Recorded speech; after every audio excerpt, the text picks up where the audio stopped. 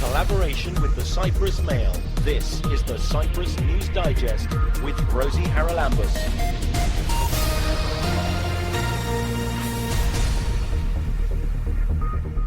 Coming up this week, time is running out for Greek Cypriots who wish to lay claim to their properties in the occupied areas.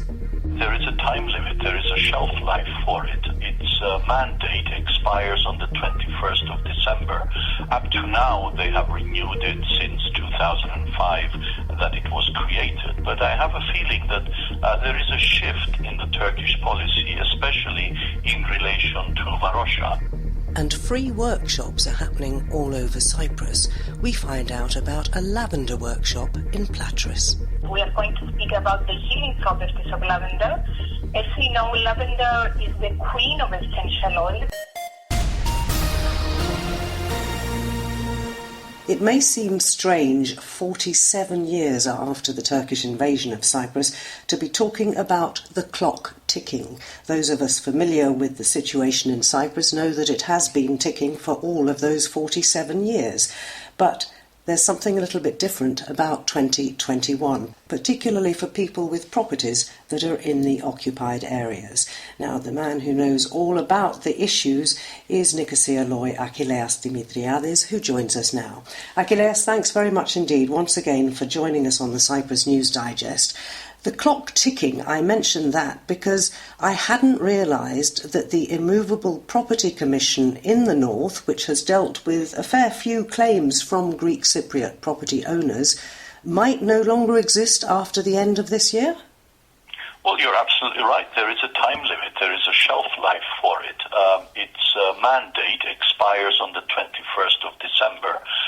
Up to now, they have renewed it since 2005 that it was created. But I have a feeling that there is a shift in the Turkish policy, especially in relation to Varosha, and which is the fenced-up area. And I think the Erdogan visit, the second Erdogan visit, that's coming up in July, on the 20th, if I'm not mistaken, will be of greater significance because people are expecting him to make various announcements. So if people have property in the fenced-up area, I think they should find their title deeds, sort out the companies that may own these properties, and take a view as to whether or not they apply to the Immovable Property Commission of Turkey in the occupied areas to claim return to their property as well as loss of rent that they had to endure from 1974 to date.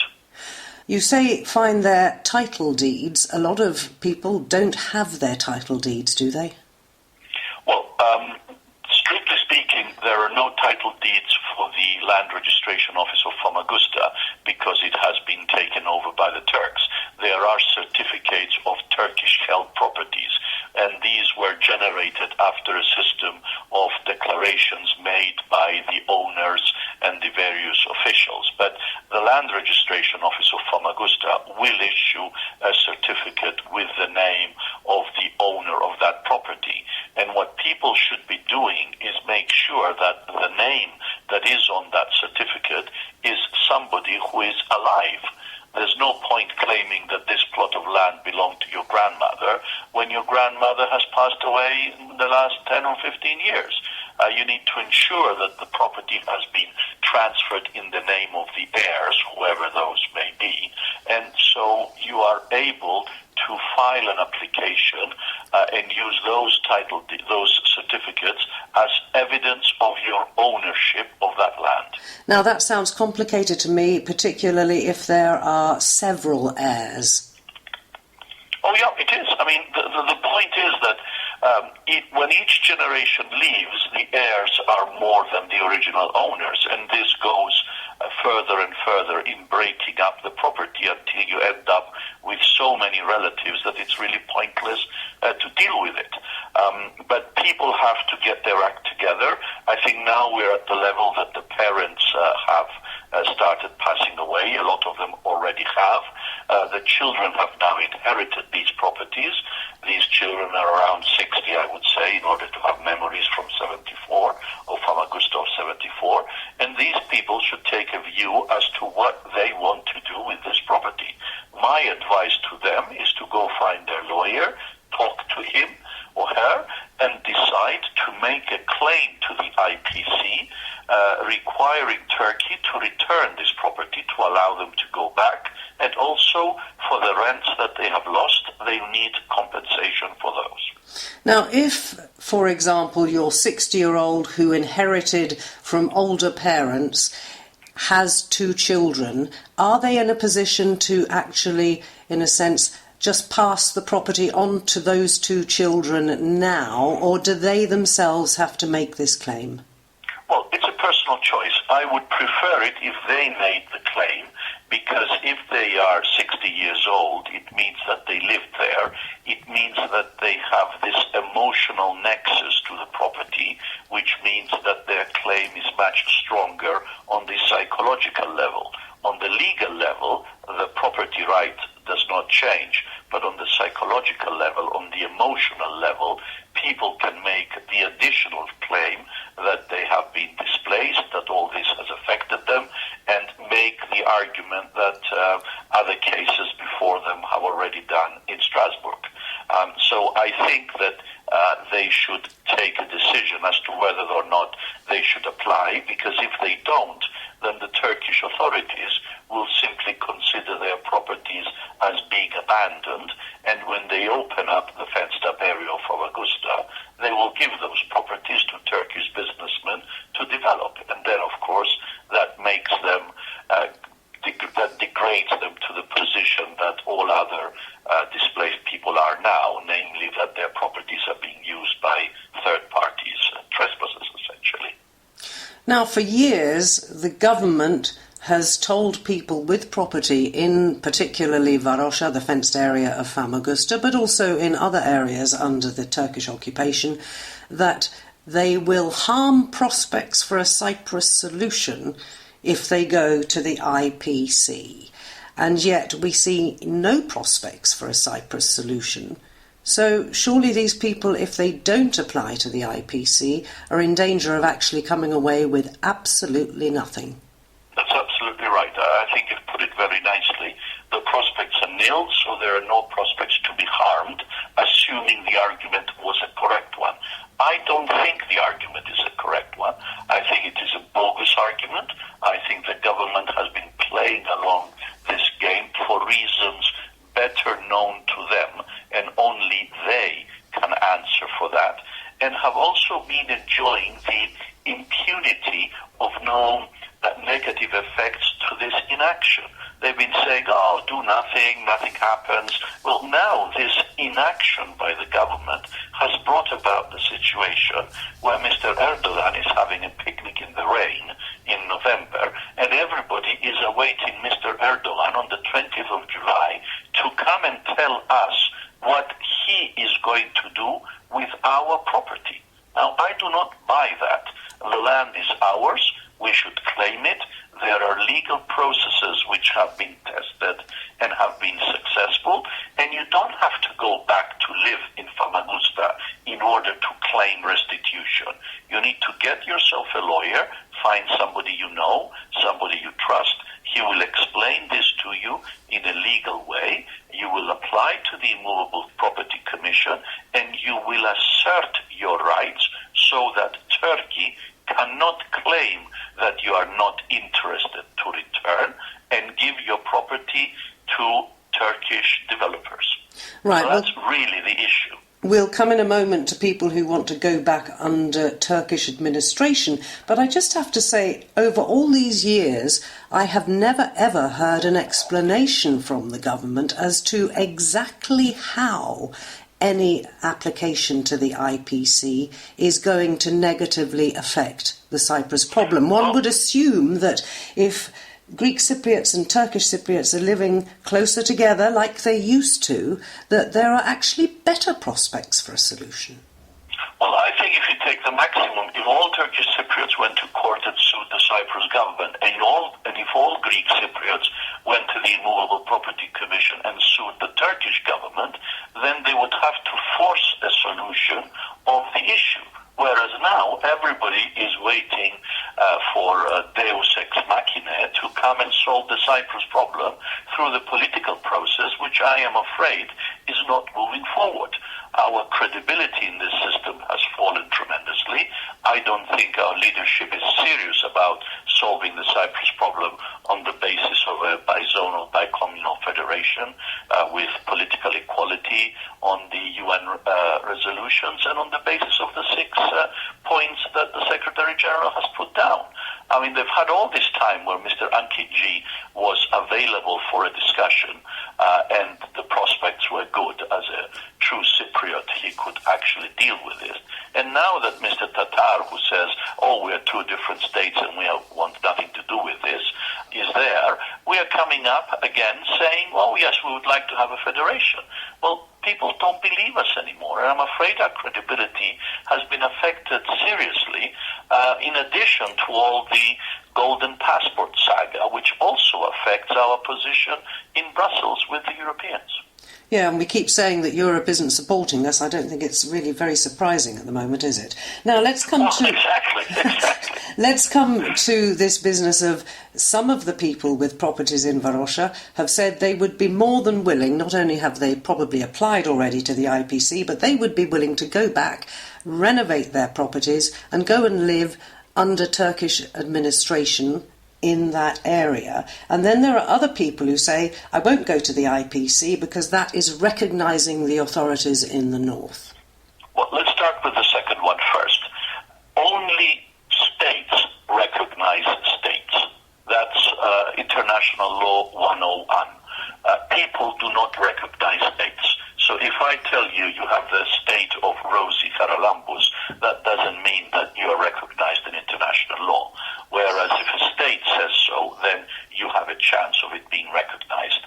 And that has already been dealt with by the Loizidu judgment and the interstate application, which has defined what we have north of the UN ceasefire line, which is a subordinate local administration. So the recognition issue is a non-starter. Whether people would like to go back under Turkish Cypriot rule or not is, of course, a personal choice. And if they do decide to do that, I can inform you that there is assistance from the state to the tune of about 20,000 euros. If you are a couple under 45, you can go back to the occupied areas and settle there. And already the Maronite community is using that, and the enclave persons are using this assistance from the government. So even though the government on the one hand says it's not good to go to the IPC and claim your property, on the other hand, it is subsidizing people who want to return and live in the occupied areas. So, and this has been going on apparently since 2019. I managed to dig it up yesterday. So one has to figure out what the government wants. And the government cannot sit on the fence and simply say, oh, property is a personal matter. The government has to take a position. Is it going to support people returning to the occupied areas in the hope that this will reunify our island? Or is it going to undermine this effort to return and reunify our island? The government must be asked, and also political parties must take a view so that we have a healthy discussion about this matter and understand finally what people want to do. Now, let's talk about that fenced-off area in Varosha, because at the moment I think it is a military area. How does that change the property rights, if you like, of people who have properties within that area from those properties in other areas occupied by the Turkish army? Well, you're correct in saying that it's designated as a military area. It has always been so, and that is why people could not go in. That is with the exception of 3 blocks of flats that the families of officers serving in the army are using. So effectively the city was sealed off and nobody was allowed in. And it is that part of the city that the UN resolutions call for the return to UN control so that the inhabitants must return and live there. So that's the international law level. The ground is that the way to open it up is to change the status from military to non-military area, and then the administration will take over, and they will have to deal with it the way they have dealt with the rest of the occupied areas. Now, the difference with Varosha is that up to now, even today as we talk, since it is a military area, nobody is allowed to enter and use that property. That means that Greek Cypriots who own land there do not have to overcome the hurdle of balancing their rights with the rights of people who are actually living in their property for the last 47 years. So the balancing act between a current user, a trespasser if you like, and the owner does not exist in Varosha because there is nobody actually using it.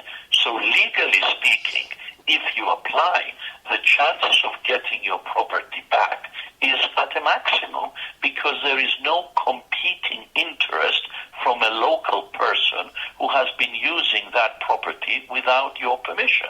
Now, this will very rapidly change once the area becomes a civil authority and not military authority, because in terms of land registration, the Turks will say, well, this is abandoned property, the Greek Cypriots don't want to come back, we have to develop this area, and we will give it to Mr. X or Mr. Y to develop it. That is the danger, and that is why the matter is urgent, and that is why Varosha is on the top of my list to deal with, because this matter of the IPC is very topical in relation to Varosha because there is no current user.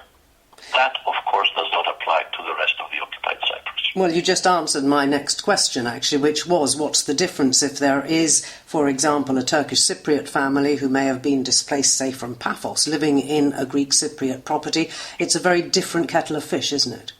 Well, it doesn't change the legal regime. It's still your land. That's clear. The question is, who gets possession? Do you get possession who are the displaced owner and have not used it for 47 years? Or does the current owner who has been living there for 47 years and perhaps has developed this property and built something on it gets to keep it and you only get compensation? This is a very difficult dilemma, and this is an issue that has been going on and on in the intercommunal talks. Interestingly, it does not apply to Varosha because we do not have this balancing act. We do not have these competing interests between these two types of people who want to get possession of the land. But if you do not apply to the IPC, you are not on the radar screen. It's like having the lottery. If you don't buy a ticket, you don't get a chance for the lottery.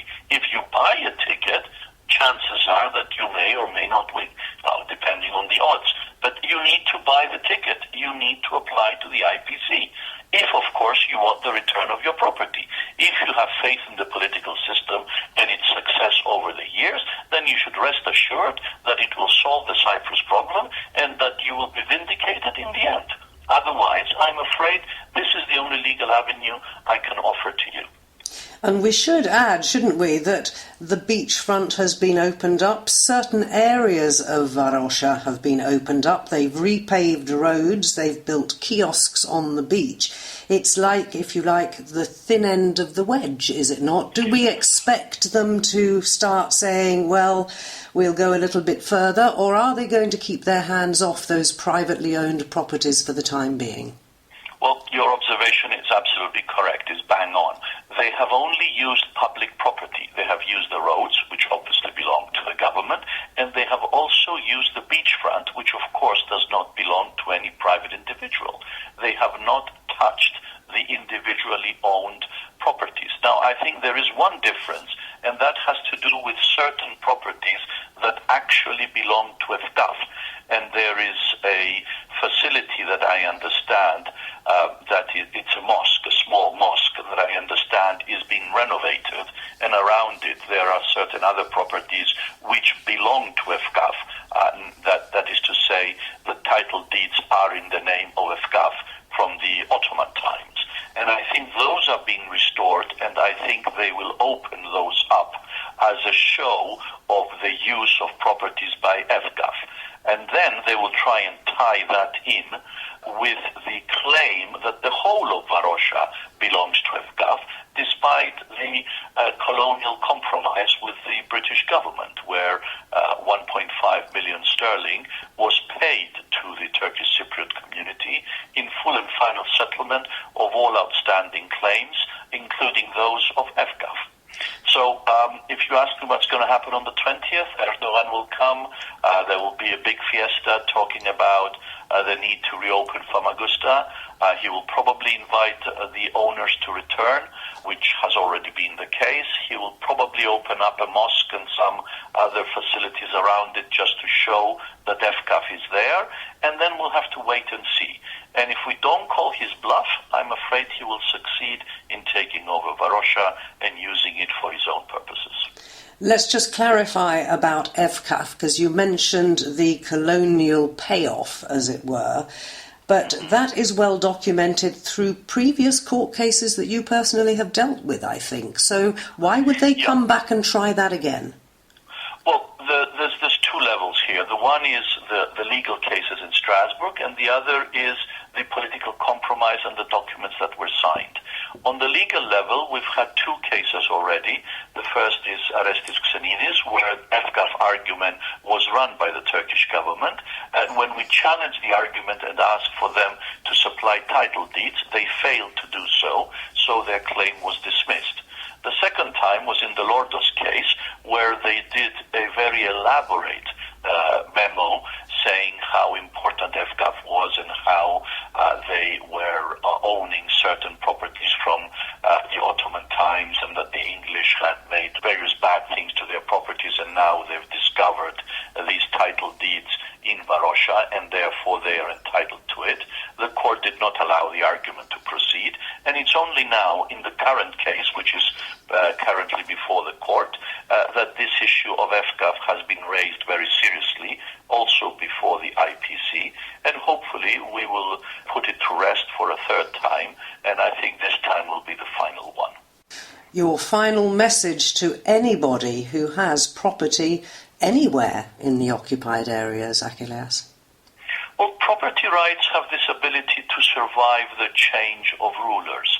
If you have a property, you own it. It doesn't matter which country controls it. If you want to vindicate these rights, if you want to take possession, claim return to that property, or if you want compensation for the loss of rent you've had since 1974, then the only legal avenue I can find is applying to the IPC in the occupied north, exhausting domestic remedies, and if no justice is found, you can apply to the European Court of Human Rights, the Supreme Court of Europe, to award justice.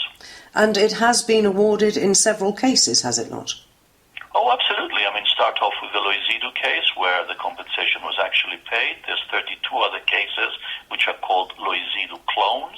And then there is the fourth interstate application relating to missing and enclaved persons. So we have a body of law that is pretty solid in terms of who owns what and what sort of compensation will be awarded. But if people do not apply for their individual property, nobody else is going to do it for them. No. And how many of these awards have actually been paid? Because it took Loizidu a long time, did it not, to get her money? Absolutely. Well, Loizidu got paid.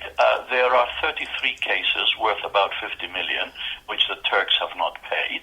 There is the fourth interstate application, for which there's 30 million for missing and 60 million for the enclaved, which is also not being paid. But I think that Turkey is beginning to feel the heat and the pressure for this non-payment, because the Turkish argument is not that they're not paying, is that we will pay once you decide what you want to do with your property and you apply to the IPC and we deal with it.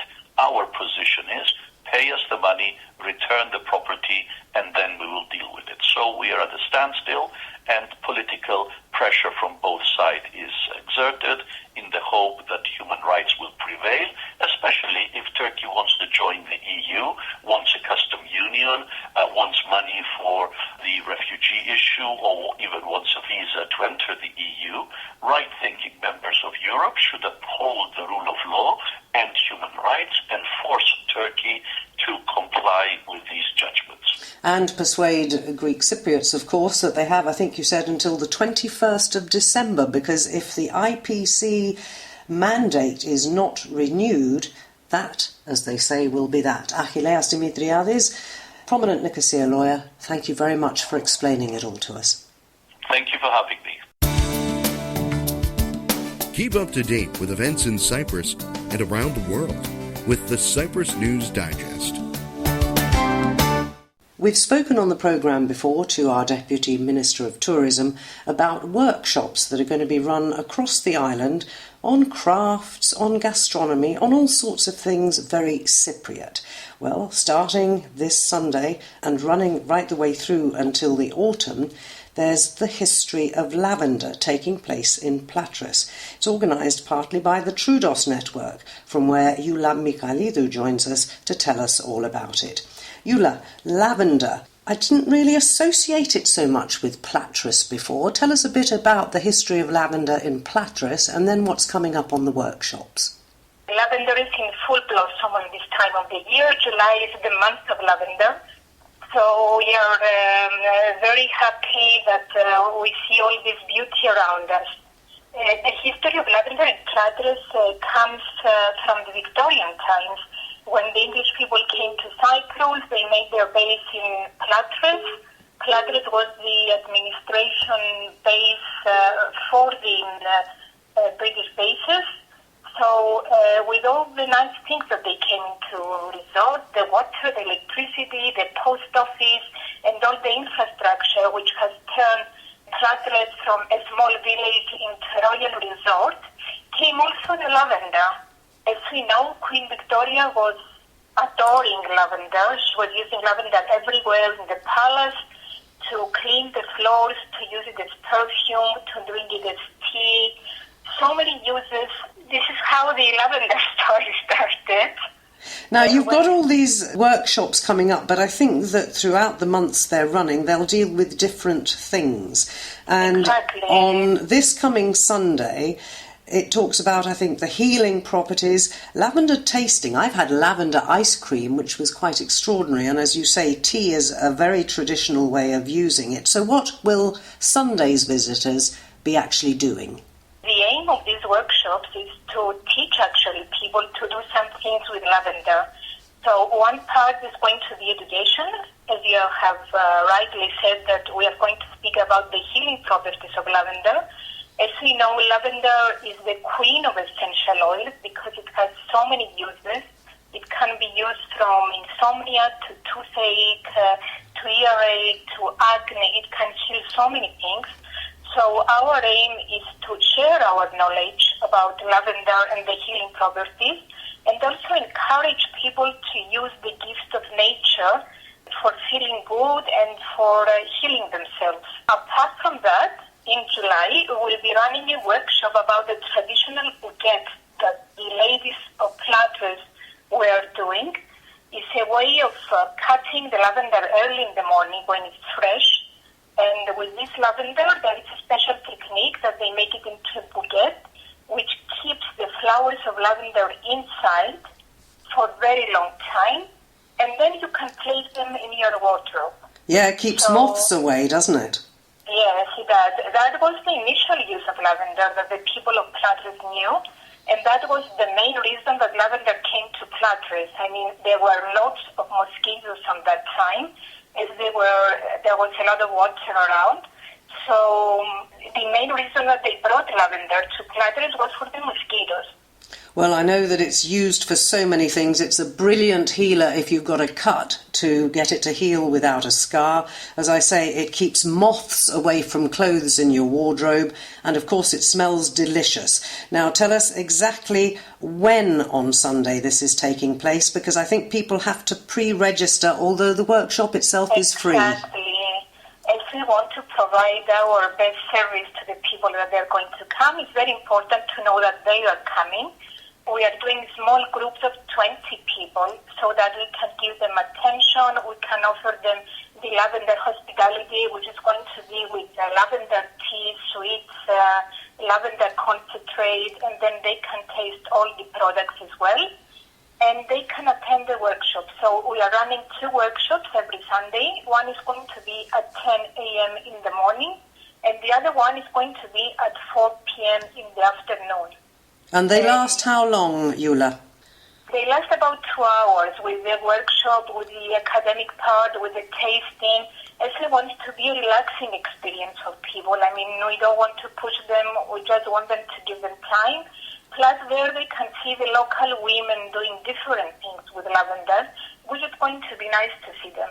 And I'm sure there'll be an opportunity to buy some of the products too. So if you would like to register for those workshops or find out more, then you can send a text message to 99427 And I know you're on Facebook. Is there a registration form anywhere else? No, it's just by text message. We have tried to simplify it as much as we can. So people can either give us a call to register or send us a text message, which is going to be much better for us. And they can find all the information on Facebook or through those network, Platres Community Council and the Lavender Thematic Center. Perfect. Eula Michailidou, thanks for joining me.